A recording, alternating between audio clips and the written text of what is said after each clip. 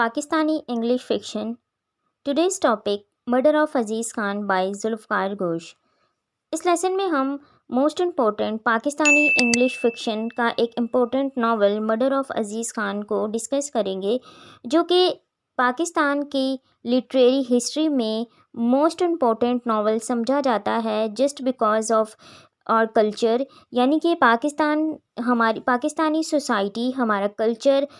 और यहाँ पर जितनी भी क्लासेस हैं उनके दरमियान जितने भी क्लैशेस हैं उनके बारे में इस नावल में बहुत ही अच्छे तरीके से जो है वो एक्सप्लेन किया गया है। इस चीज़ को दिखाया गया है कि पाकिस्तान एक सोसाइटी में एलीट क्लास किस तरह लोअर क्लास को एक्सप्लॉइट करती है। अब इस नावल का जो टाइटल है मर्डर ऑफ अजीज़ खान, अब अजीज़ खान का मर्डर इस नावल में हुआ है। अब वो मर्डर किसने किया और क्यों किया, वो एट दी एंड हम देखेंगे कि अजीज़ खान का मर्डर कैसे हुआ और इनके जो मर्डर हैं वो कौन हैं।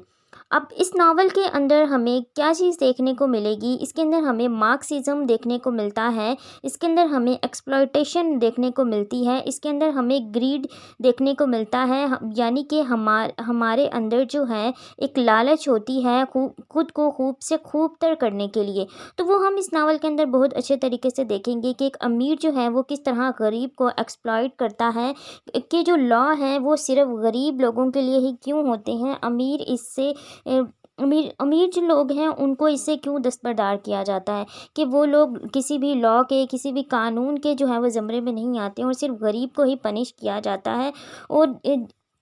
उसी का ही ट्रायल होता है। तो बेसिकली इस नावल के अंदर जो है हमें दो फैमिलीज़ देखने को मिलेंगी, एक शाह फैमिली और एक अजीज़ फैमिली। यानी कि शाह ब्रदर्स हैं जिसके अंदर अकरम हैं, अयूब हैं और आफाक हैं। इसी तरह जो उन और इसके साथ साथ एक और इसके अंदर एक करैक्टर है जिसके बारे में नहीं बताया गया कि वो किसकी डॉटर हैं। और दूसरे ऑन दी अदर हैंड जो एक और फैमिली है, क्योंकि ये मुंबई से पार्टीशन के बाद पाकिस्तान में कालापुर नामी एक विलेज है, वहाँ पर आके ये रहते हैं। ये बेसिकली इंडिया के थे, इन्होंने माइग्रेट किया, लेकिन उसी विलेज में जो है वो अजीज़ खान अपने दो बेटे जिनका नाम जावेद और रफ़ीक और इनकी एक डॉटर हैं और अपनी वाइफ के साथ जो है वो रहते हैं। वो एक मिडिल क्लास यानी कि लोअर मिडिल क्लास से ताल्लुक़ रखते हैं। वो कुछ उनकी ज़मीनें हैं वो उनके ऑनर हैं जिनसे उनका जो है वो गुजारा होता है। अब ये दोनों फैमिलीज़ जो हैं इस विलेज में इकट्ठी हो जाती हैं। अब यहाँ पर जब ये शाह ब्रदर्स की फैमिली यहाँ पर आती है तो ये जब यहाँ पर आके यहाँ की सिचुएशन देखते हैं तो यहाँ पर ये कॉटन का जो है वो बिज़नेस स्टार्ट करते हैं। ये कुछ मिल्स खरीदते हैं और कॉटन की जो है वो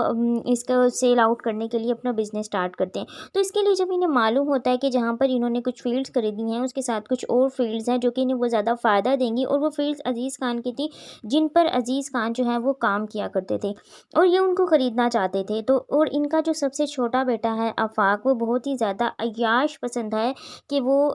हर बुरे काम जो हैं उसके अंदर वो इन्वॉल्व होता है। प्रोस्टिट्यूशन यानी कि आफाक जो है वो प्रोस्टिट्यूशन के पास जाता है, वाइन पीता है, हर बुरे काम जो उसके अंदर वो इन्वॉल्व होता है। तो लेकिन जब आफाक एक दिन जो है आफाक की उसके अपने ब्रदर के साथ लड़ाई हो जाती है, जब वो रास्ते में जा रहा होता है तो उसकी मुलाकात रफ़ीक से होती है और रफ़ीक के साथ इनके जो इसकी फ्रेंडशिप बढ़ती चली जाती है। वो एक दूसरे के साथ मिलना स्टार्ट कर देती हैं और इसकी कंपनी से जो है वो रफ़ीक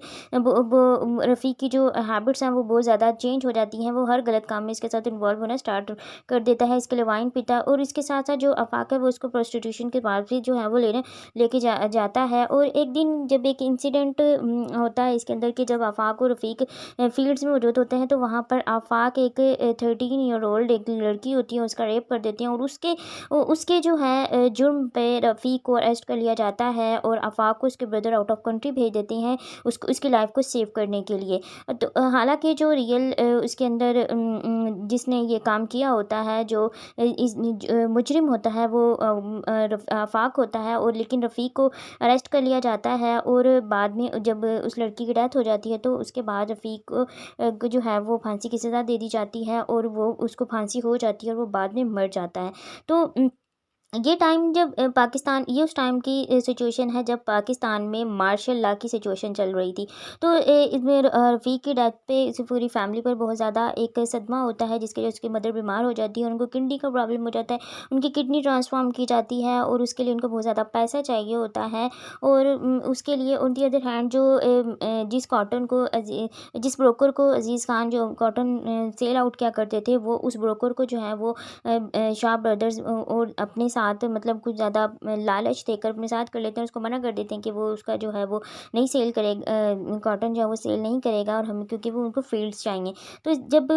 अज़ीज़ खान, ये इनका एक और बेटा अज़ीज़ खान का जावेद होता है, वो वहाँ पर जाता है कि उसको ब्रोकर के कि हम उसको कुछ पैसे चाहिए अपनी जो उनके मदर के का इलाज किया था उसका जो कर्ज़ लेना, लेकिन वो इस शर्त पर उनको कर्ज़ देने के लिए राज़ी होता है कि वो जब फील्ड्स उसको वापस नहीं तब दे देंगे अगर वो उन्होंने इसको कर्ज़ा वापस ना किया तो। लेकिन वो उनका जो रियल उनके उसकी अमाउंट थी, वो उसके बारे में जावेद नहीं जानता था, क्योंकि अज़ीज़ खान की उस टाइम पे सिचुएशन नहीं थी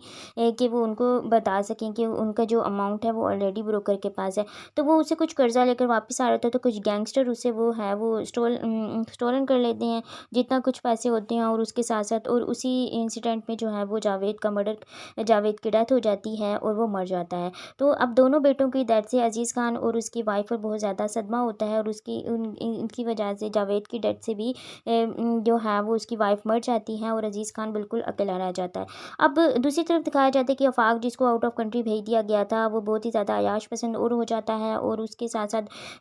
वो उसकी जितनी भी हैबिट्स थी बल्कि और वो इलीगल एक्टिविटीज़ में इन्वॉल्व हो जाता है, बहुत ज़्यादा रिच हो जाता है जब उसकी भाभी उससे मिलने जाती है, क्योंकि उसकी भाभी का जो ऑलरेडी उसके साथ एक रिलेशन होता है, लेकिन वो वहाँ पर उनको जो कोई लिफ्ट नहीं कराता, और क्योंकि उसके पास ऑलरेडी बहुत ज़्यादा फ्रेंड्स होती हैं वो हर तो और जब अज़ीज़ खान को मालूम होता है कि उसकी फील्ड्स पर जो है वो इन्होंने अपनी मशीनरीज़ वगैरह लगा दी हैं, तो वो किसी पुलिस जो है स्टेशन से रब्ता करता है और उनसे बात करता है कि उनको जो है वो ये उसकी ज़मीनें वापस की जाएँ, क्योंकि वो नाजायज़ तरीके से इन्होंने उससे ली हैं। लेकिन पुलिस इस मामले में उसकी कोई हेल्प नहीं करती, और अज़ीज़ खान जो है वो हर चीज़, उसकी फैमिली ख़त्म हो जाती है और उसकी जो उसकी ज़मीनें हैं वो सब छिन जाती हैं। तो एट द एंड इन सब जब अज़ीज़ खान बिल्कुल अकेला रह जाता है इस सिचुएशन से, और वो खुद वो जो है वो खुद को मार लेता है, यानी कि एट द एंड वो सुसाइड कर लेता है।